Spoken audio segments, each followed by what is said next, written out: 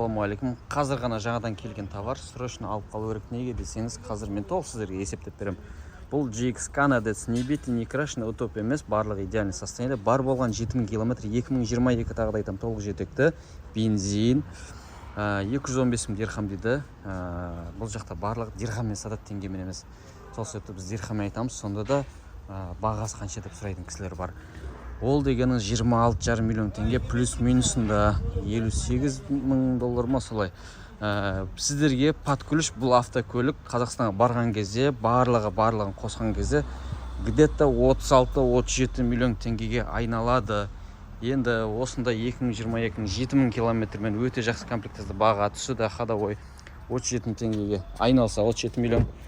Рыноктағы бағаны жақсылап қарап көрсеңіздер болады. Қазақстанда изучать етіп, міне Винкодтан да қарап көріңіз.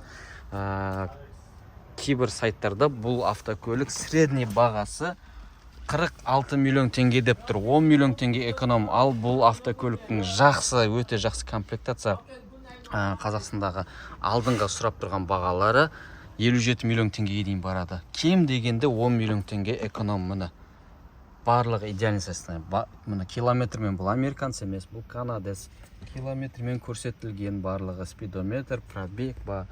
Сондай-ақ төбесінде міне люгімен, арты сплошной, үшінші қатар орындықтары бар. Артында климат контроль.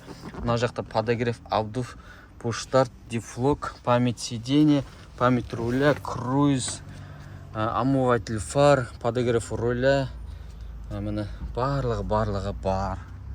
Өте жақсы комплектация. Жігіттер срочно алып қалатын вариант. Дискілері әдемі қап-қара тумайектерімен.